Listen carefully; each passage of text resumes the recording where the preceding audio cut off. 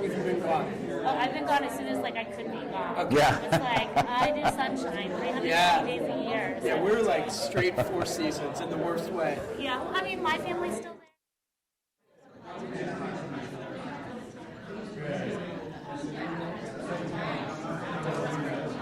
And Mexicans, lots of Mexicans, and lots of vegans.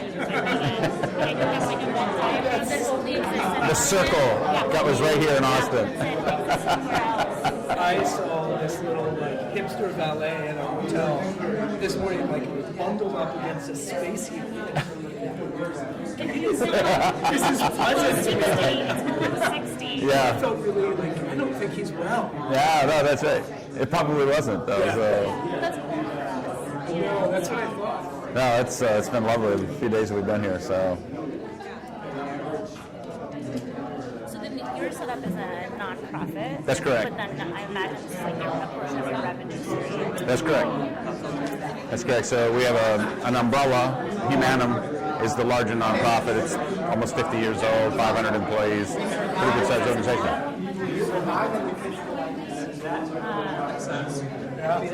Okay, I think we're gonna start in about a minute. Mistakes? Yeah.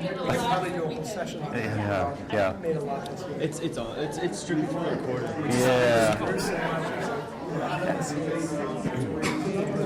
That's great. It's learning opportunities.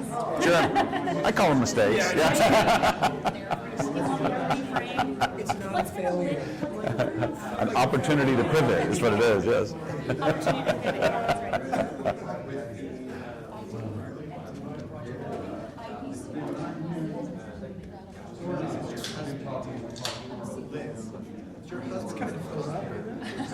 Oh, it's a good group. It's a good group.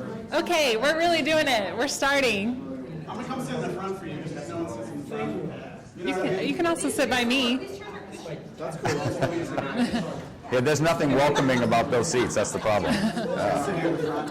We are starting late, but we are still going to go the full 45 minutes, so you guys get all the benefit of this session. I am Liz Jones-Dilworth. I'm on the programming committee, and I'm just so delighted. This is, as you might have seen in the email, my pick for the best, most exciting panel for the day. On the programming team, we didn't start out thinking that we needed a panel on fair chance. What we were looking for is people that actually know something about managing a diverse workforce.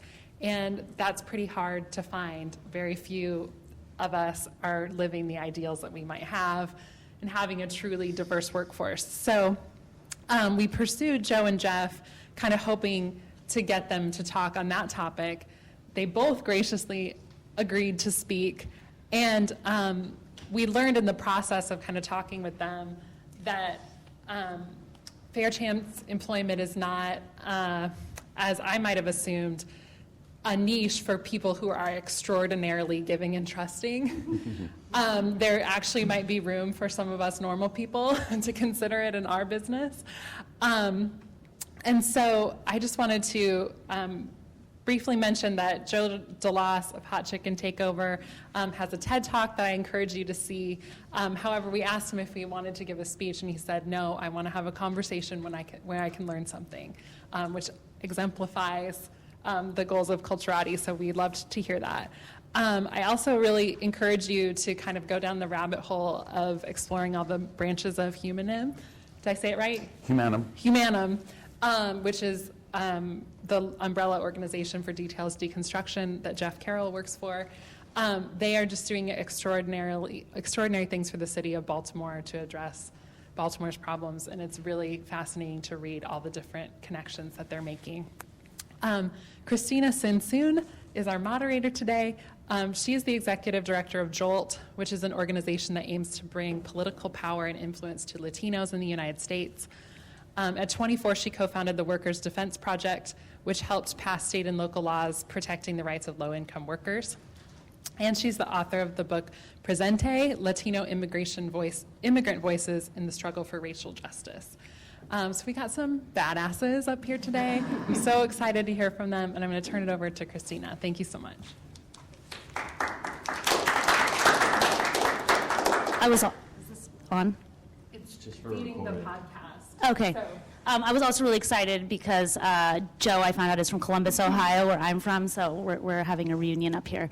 But I'm really excited about this panel, you know, as an advocate for improving conditions for workers that are often overlooked in our communities but play a central role into making sure that our jobs operate, that our communities and families function at their best. It's so great to be with advocates and business leaders that are helping do that. And it's also important because Austin just became a city, a fair chance employer city that passed an ordinance to really try and increase a lot of these policies.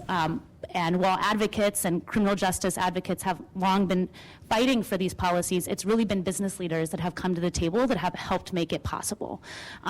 So I want to thank both of you for being here and sharing what you've learned for everybody else.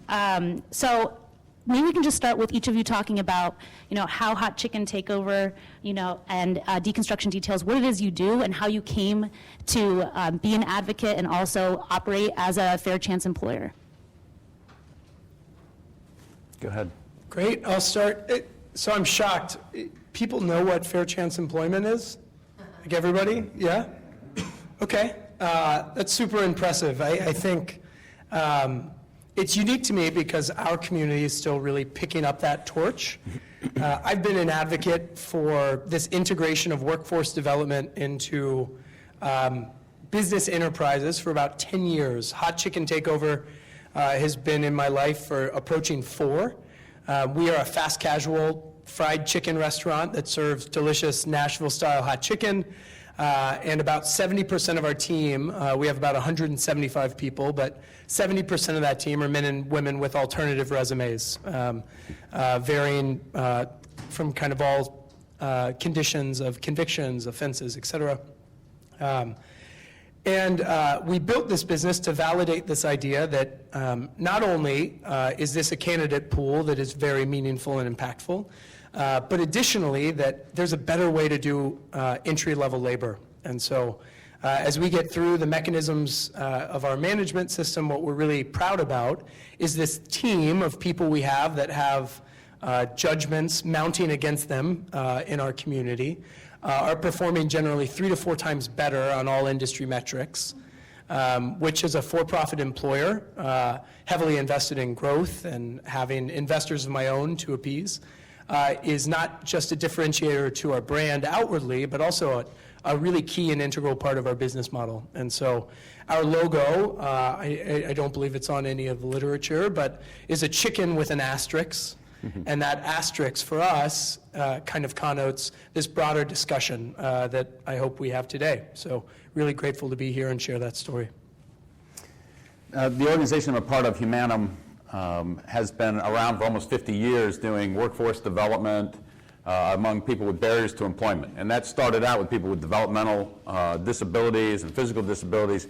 But as they moved from the suburbs into Baltimore City, the challenges there were far more driven around social barriers, former incarceration, long-term unemployment, chronic poverty. All those things keep people out of the workforce one way or another. And I would say the toughest time to get for any of us to get a job is when you don't have one.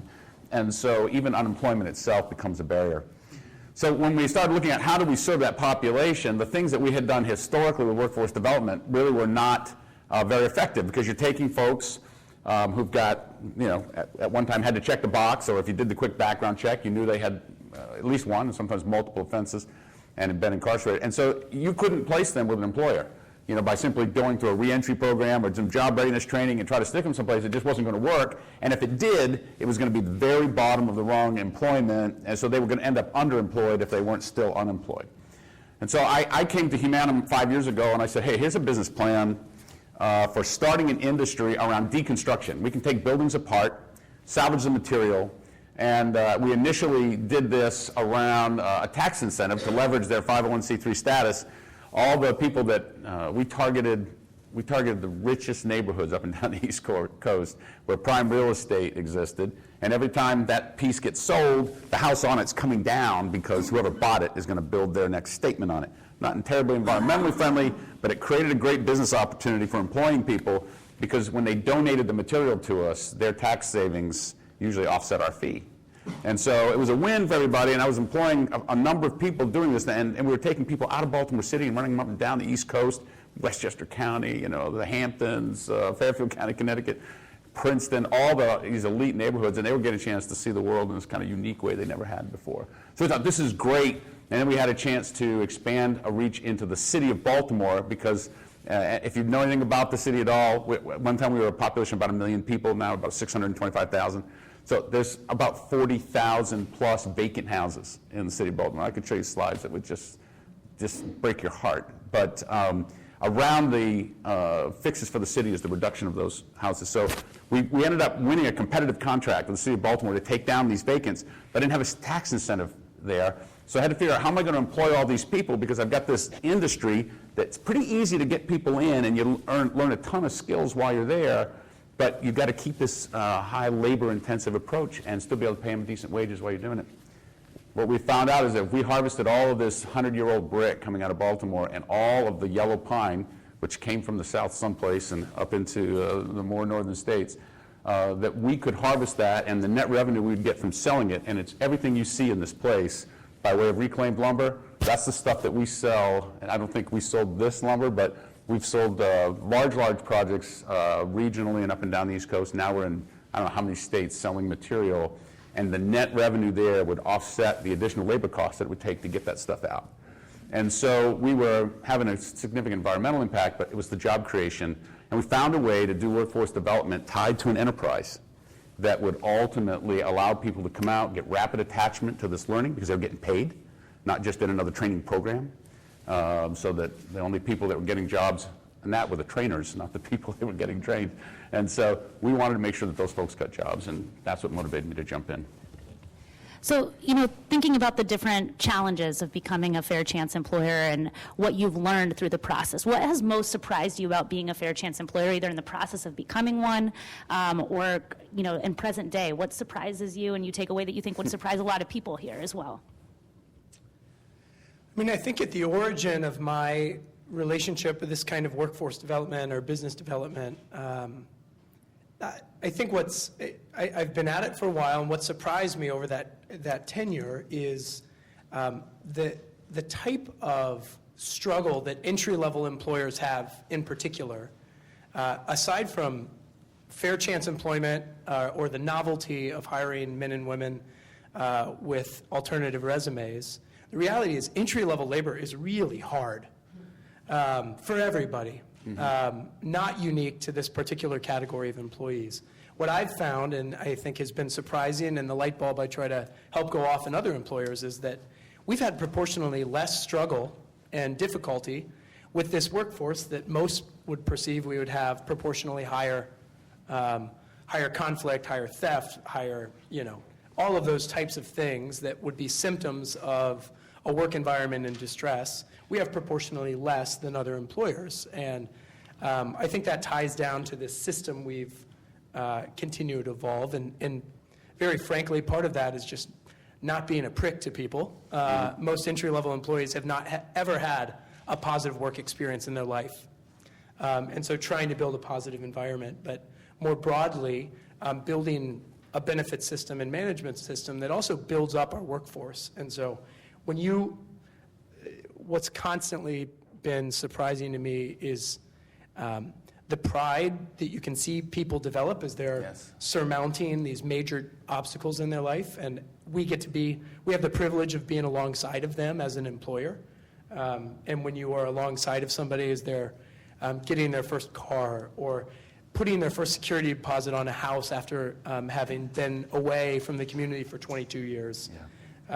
When you're part of those moments, the loyalty and the commitment that is born between the two of you is really impactful. And I'm grateful over 10 years that I've had probably 400 or so people employed under my purview, and I've been able to be a part of a lot of those.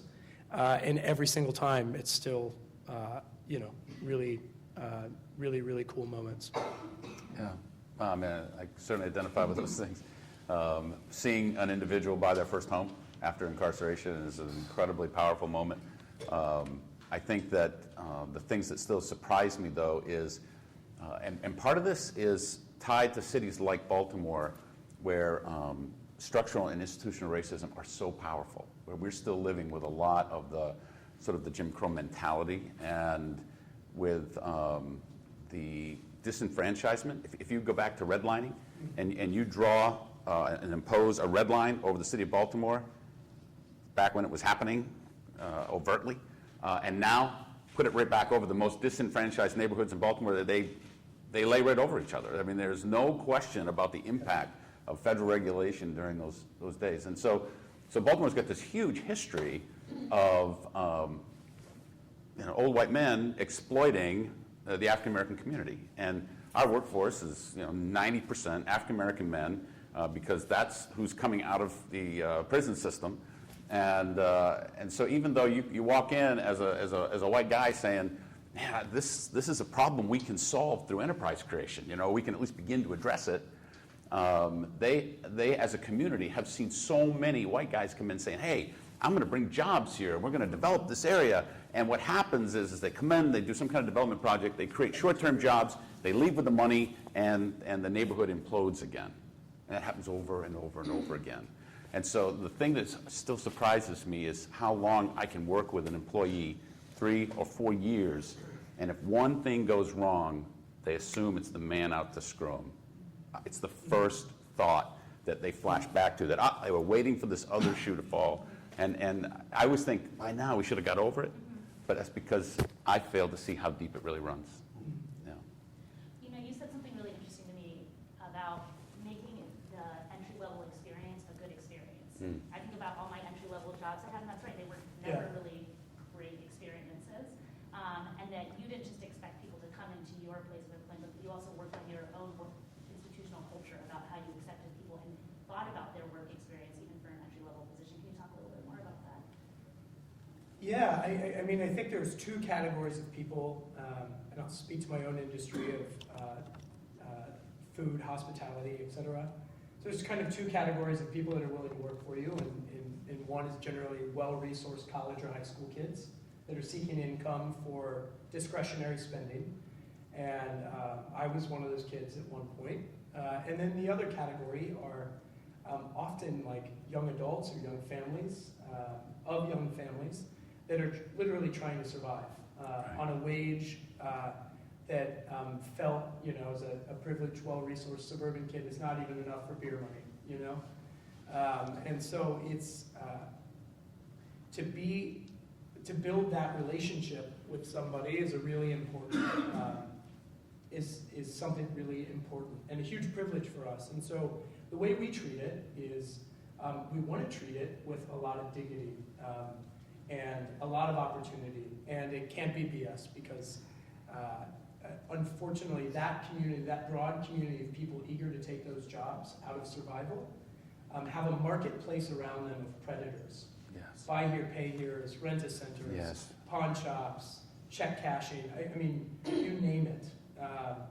And unfortunately, there's a market that supports it because it's out of survival. And so much of our work environment early on is to build a relationship that's as trusting as it can be at that point, but to really communicate the types of systems and benefits that we have as an employer that can really help our employees avoid some of those predators and sharks. And so I live in a relatively gentrifying historic community south of downtown Columbus, and I have to drive on a stretch, a commercial stretch, to get to my home of about 1.5 miles before I turn off into our neighborhood. And high distressed, low income community. There are 24 predators in a 1.5 mile stretch looking to take advantage of our dedicated workforce. Yeah. And so the things we do to build trust are build alternatives, cash advances, match savings accounts, financial literacy, bank access, a long list of things to just say, these are ways where we can support you by leveling the playing field a little bit, and put power in their hands that unfortunately has been taken away from them because of their community. And so those types of mechanisms are the way we orient it. And not to belittle it, but we just try to treat people well and treat them kindly and demonstrate our enthusiasm that they chose us to be their employer. And that's not BS, and that goes a really long way, because that's not a reception you generally get when you walk into your first day at a job, particularly in that category. Yeah. You know, thinking about just the different things you have to balance as an employer, thinking about how you train people, about how you recruit people, about how you keep people, and that you can develop a great business model, and then once you get into it, you probably make mistakes along the way.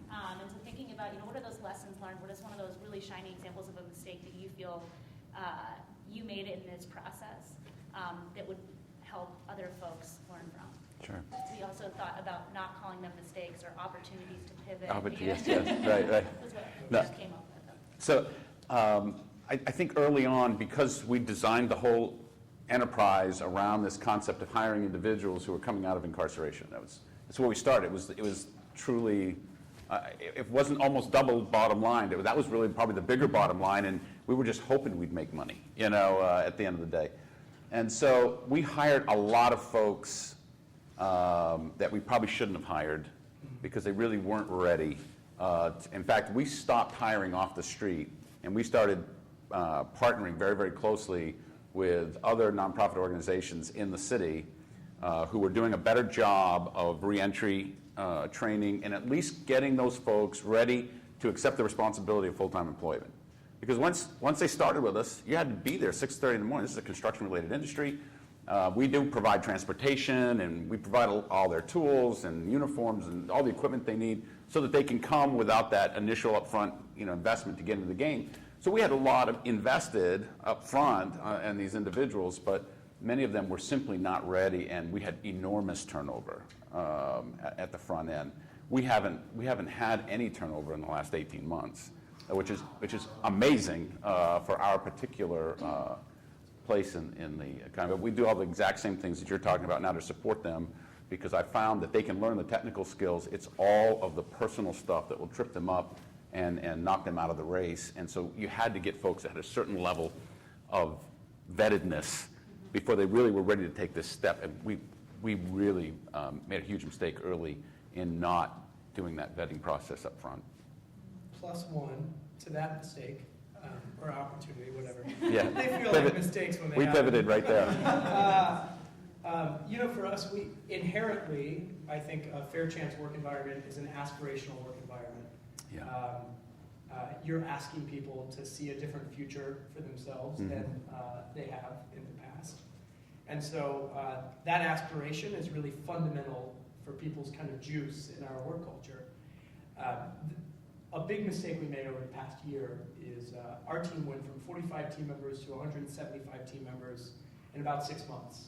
Wow. We opened from 1 store to 3 stores, restaurants.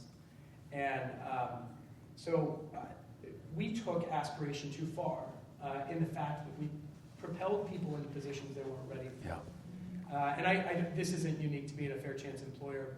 It hurts more, I think, as a fair chance employer because Yes. you're willfully building a relationship with somebody that's impactful and deep and meaningful, because that's what it takes for somebody to be successful at work, no matter who they are, I believe.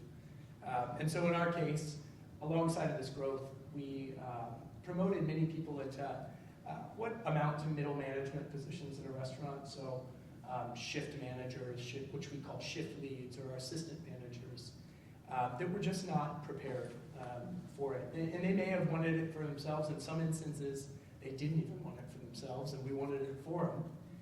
And out of desperation, we pushed people into those roles, and it's not pretty. It doesn't end well. And you find yourself, it's very difficult to go backwards when you make that mistake. And people are nodding because I think employers have had that experience. And it's a pretty terrible thing. And then the downside of that, as a fair chance employer, and so we have a blended workforce, 70-30, as a downside of that, when people are not successful in the roles you put them in, or in the instances they wanted for themselves, then you have this cultural fallout of,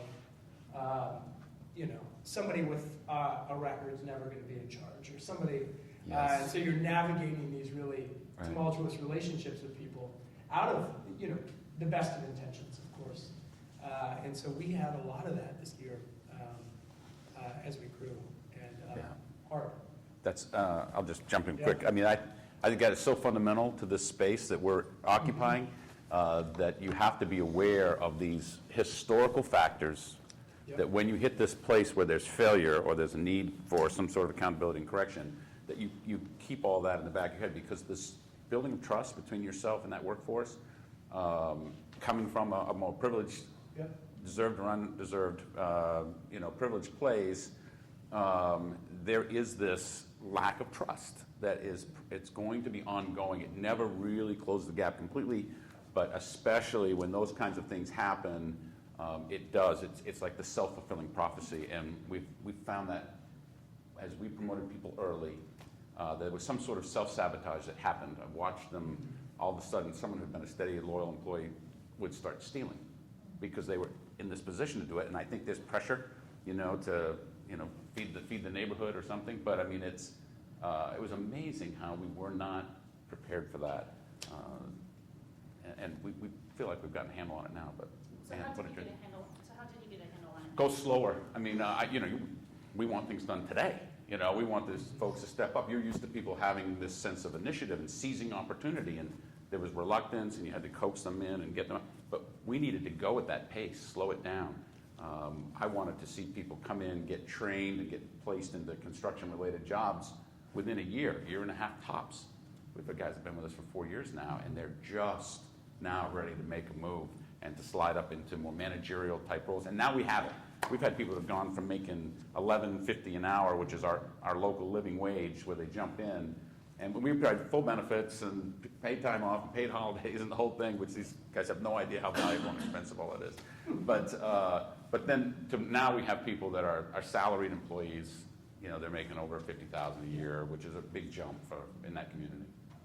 One connection I'd make, particularly outside of the fair chance employment community, is I often kind of refer to a criminal record often as a matter of circumstance, not character. And so when you think about the volatility in a low-income community and how conflict is resolved and how survival looks, and, it's a symptom of often a big situation, whether you go back to the 30s and redlining, or there are a lot of conditions that have built that circumstance. And so I don't believe if you're hiring from a high risk or low, high volatility community, it doesn't matter whether or not you're hiring people with a record or not. These types of situations are a matter of those communities that are part of the fabric. And so what we found is our willingness to be a fair chance employer at least makes the conversation more comfortable. Mm-hmm. And so, I'm sorry, I lost my train of thought. But you triggered something for me, Yeah. and that is that another mistake we made early on was hiring too many folks who came in with minimal skills, who were just transitioning into the workplace, and you get this synergy of bad things if you have too many all at once, right? And so that's why I think that what you're doing in terms of this more gradual integration makes a lot of sense, and I think it gives people an opportunity to come into a context or a culture where they have some role models around them that are different than what they're thinking themselves, and they get a chance to adjust without having bad habits reinforced, because it's just so many folks making this transition in at once. Thanks. So I'm back on. I figured it out. So when you think, the reason I brought up that context is these problems have existed for generations, decades ahead of those moments we have with an employee. And I would argue any entry-level associate that is tied to one of these communities, these vulnerable communities. And so many programs, like when I started this work, I was a transitional employer as well. I was looking to have a 6-month intervention with somebody as a workforce developer, get them into a full-time career position. Right. When you're dealing with something that's generations ahead of that particular candidate or employee, it is not a matter of a 2-week workforce development training program or a 2-month or even a 2-year. And so I'm very compelled to be a high-growth restaurant chain, because the more growth we have, the more career pathways and opportunities we build to really be more disruptive. And unfortunately, most of what our community funds, not on the social enterprise sustainability side, are these junky 2-week workforce development programs that are a spit shine in a resume and expect people to just change generations of adversity. And so I believe the tool we're talking about and the interest employers are starting to have, because economically they can't sustain their entry-level workforces without a change, Right. is probably the best opportunity we have right now to really start building up communities again. I agree. So, hearing both of you, some people in the audience might be thinking, wow, that sounds like a real commitment for the business, time, energy, emotionally, to be tied to being a fair chance employer. So, how do you juggle mission at the same time with bottom line? And, for doubters in the room, what would you say to that? Can this actually fit into our business model? What's going to be the cost associated with that? What's the benefit associated with that? Is it just mission, or is it there's? Yeah.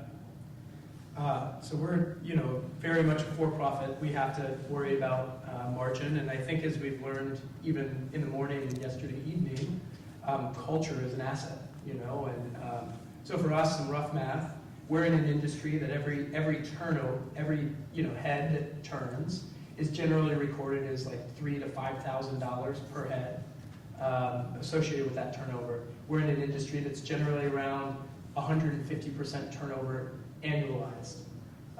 We have around 30% turnover on an annual basis, and so performing exceptionally better.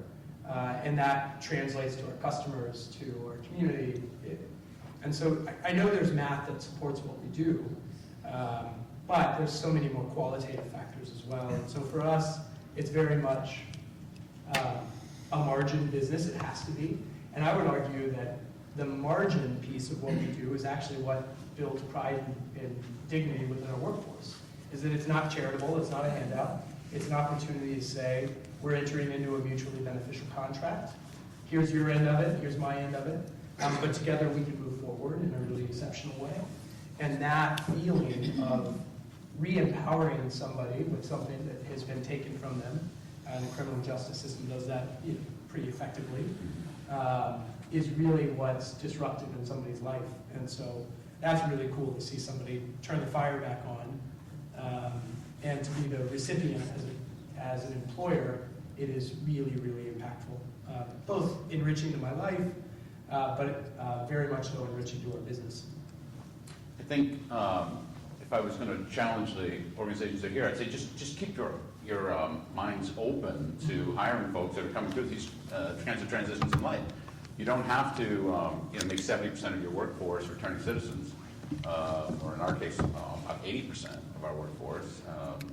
But if organizations just kind of remove the stigma and realize that 90% of our guys went to prison for controlled dangerous substances, cocaine, marijuana, crack, whatever it was, heroin, but it's all drugs, and that is, regardless of political views, that is just not a good reason to not, hire somebody later on when they figure out they don't ever want to go back to prison again, and that takes about 18 months, of being in prison. You don't ever want to go back. And it's only when desperation forces you back to the corners to sell drugs, because it is the only job available.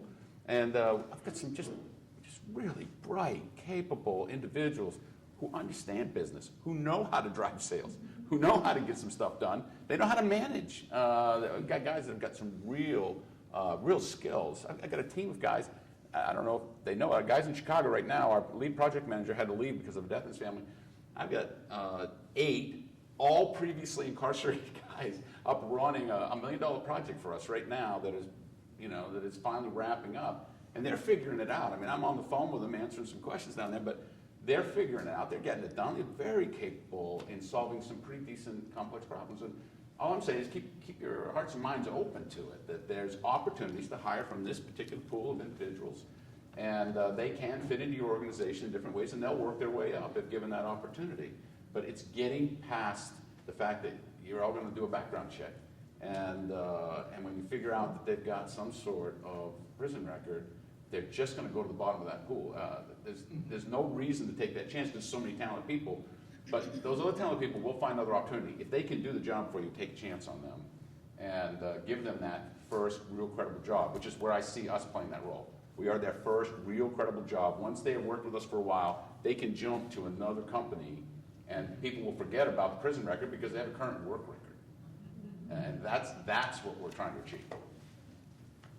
So if there's folks in, how are we on question time? Yeah, we just have maybe 10 minutes. Okay, great, that was perfect. So why don't we take some questions? I saw this hand go up first. I'm curious if a lot of people who are coming out of incarceration, in fact, probably most of them have faced, and volatile environments, have faced some trauma. Yes. And so I'm wondering, within your organizations, I heard that you said you partner with other organizations, and that's one way that you help. But to both stem turnover and just deal with the fact that people are living on the edge, both sometimes emotionally as well as physically, do you have any social supports? Like I heard you talk about some tools that you have, which are fantastic with the match savings accounts.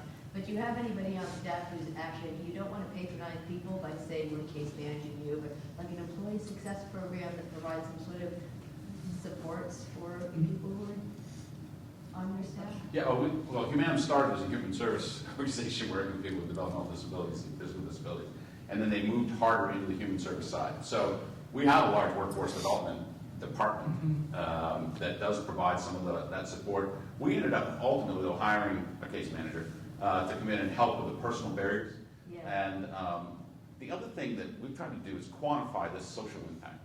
In fact, I'm in the midst of working with organizations to put together a social impact bond so that we can get the state of Maryland to pay for the social impact that we're creating, which is a value add to the state, to the city, and it should be paid for rather than us continually absorbing all those costs.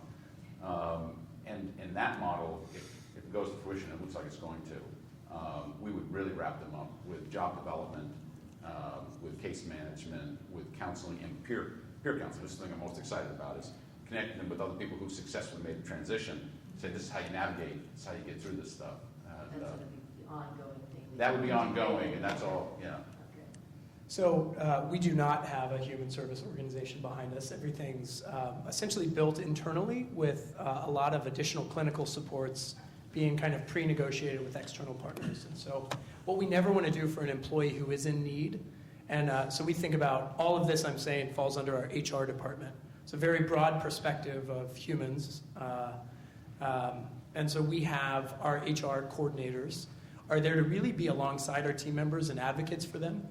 And so if somebody needs food, we are not going to send them to an 8-hour line at Jobs and Family Services. Because of their effective relationship with us, part of that earned benefit is to have a team member there to advocate for them for faster service from a community partner or discretionary money for a particular need. And so we don't have any clinical staff on the team at this point, but we have negotiated relationships with community partners for therapy associated with grief, trauma, et cetera. And so we can kind of fast track people into that. Sometimes with community dollars that may subsidize that where there's existing programs, but otherwise we're just picking it up as an HR expense in terms of team development. You think that you have maybe a more robust HR department than your normal? I think so. I think we've generally HR particularly has not adapted from an innovation perspective to this entry-level labor category.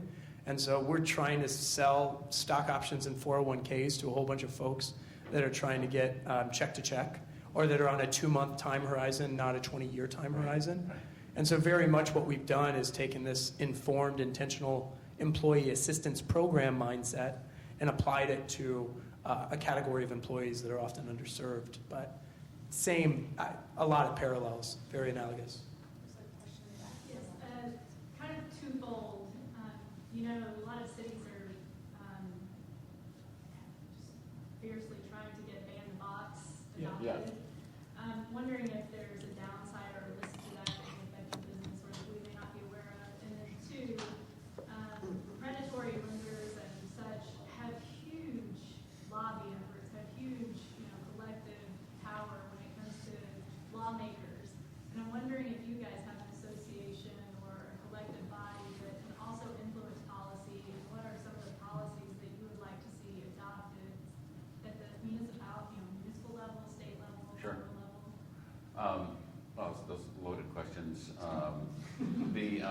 I'll take the advocacy side, and because I think that there's this ongoing effort. I'm a business leader, but I'm about half lobbyist within the city of Baltimore, building relationships with everybody that affects us, right? And trying to get them, again, to see the value of what we're bringing to the table so they pay for it, especially in our public contracts and now at the state level. And so we're advocating all the time to give our folks a pathway above the predators. I think it's a tough battle to get rid of them, but I think that we can create a pathway to get our people above that so they're swimming in less shark-infested water. And so that's been our strategy, is how do we create greater community wealth and greater economic empowerment of the people who work with us by raising the floor of the wage level and creating promotion pathways where they just make more money and have better long-term opportunities for economic empowerment, so they're not as subject to teaching them to open up bank accounts, so they don't, and some still won't do it, but just things like that. Yeah, I'll let that answer stick. It's great. So, Joe, you talked about how long it can take sometimes before someone's ready to take that next step. Yeah, years, literally, right? And I wonder, can you use the time when people are incarcerated to begin that process? And I ask because I've spent some time volunteering over the last couple of years at the Travis County State Jail outside of town. And to me, one of the things that made the biggest impression is that there's this sense of hopelessness, Yes. and a lack of a long-term community that people are part of in most cases. And they may come out, they have no one to go see, they don't have a place to stay, they get $50 in their pocket, and no job, like where are they going to go? But if they come out and have a community already to go into, get a job, seems like an ideal situation. Plus, they've got the time in there to do some of that development. Yeah, great suggestion or idea. I mean, I think from our perspective, we don't have any organized outreach we're doing currently in the correction system in any way. We do have a couple key partners that are there that pull us in. And so we're kind of blessed with a very innovative, we have a handful of very innovative wardens in our state, thankfully. And so I've spoken at a TEDx inside Marion Correctional Facility that was organized, a combination of community members and internal community members to that facility. And so we are a known commodity within our nearest women's facility and men's facility in a variety of ways. Plus, we have a pretty strong employee network that's still tapped into that community because of friends or relationships they built while they were incarcerated. And so our approach so far has been relatively informal, participating. We did a hot chicken takeover of one of the commissaries at one point and brought some of that facility's alumni back to fry chicken for their friends. And so unique things like that, but there's an increasing amount of opportunity as the wardens let it in to start doing exactly what you're saying. I think we're curious about it. I'll follow up real quickly on this. That social impact bond that I alluded to earlier, part of this is built around, and we're hoping state housing, state public safety are going to pay for this, but that we would go and catch people in pre-release. All right, and so once they're in pre-release, we start with all the certifications, OSHA 10, fall protections, construction lead, and all that kind of thing, and get all that done while they're still in pre-release, and actually get them on the job during pre-release. All right, so they start working for us before they're actually out. We're actually working out the transitional housing piece as well, because the two big things that fight recidivism, employment and a place to live, right? There's other things, but those two are so big because of the safety and the trauma that was mentioned earlier. Do you have any idea how frightening it is to just not know if you can get indoors in a violent community? I mean, it's just crazy. But anyway, have a place to live and to have that kind of employment. And then once in and employed, we're partnering with Habitat for Humanity to work them through a 2-year program so that at the end of the time they'll qualify for home ownership, right? It takes 2 years, it takes 2 W-2s, stable employment to qualify even with Habitat, right? So that's the goal. That's what this social impact bond would be around, is an employment leading to home ownership starting in pre-release. And then we want to build on that and expand that into other industries outside of the construction industry. It's just that I've got this really nice contract with the city of Baltimore that's funded with some state money, and they're saying, how do we leverage that since you guys are already wired to do this, and so that's why they actually approached us about it and said, hey, what would you like to do? I think we have time for one more. I think your hand is- Are you a for-profit then? No, we are structured as a nonprofit. That's why he's my hero, because when you're internalizing all those costs, it's brutal. I have to show positive bottom line, or they'll fire me. But it's not. We're not going to go out of business. So I'm with Goodwill here in Central Texas, and we're a fair chance employer, and we are in Yeah. Harris County, looking at people before they get out. So we've got about 1,600 employees. Yes. And we do deconstruction as well. It's a new thing we've started doing. So I'd love to talk to you about it. I mean, it's Yeah, a me lot of too. things to learn there before you lose all your money. So. I think you're ahead of us. We've done 2 houses so far, so. We've done about 600 now. So. I think you've done more. A couple of thoughts. One is that this group is going to benefit everyone else. To your point about do they need special services? Oh, well, yes, they do. Yes. And whether you contract with them or you have them is irrelevant. But in addition to that, anybody else will use them too. I don't know if any of you were old enough to be walking up ramps these days. They were put there for you originally. Just one short example.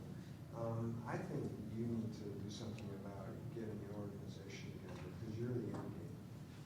That's You're exactly the right. end game. Yeah. And I think others would be well served in our community to take a chance and hire a person. But a person that's let out of jail is not the same thing as a person that's sick with an intellectual disability or a person that's homeless or a person with some other kind of disability.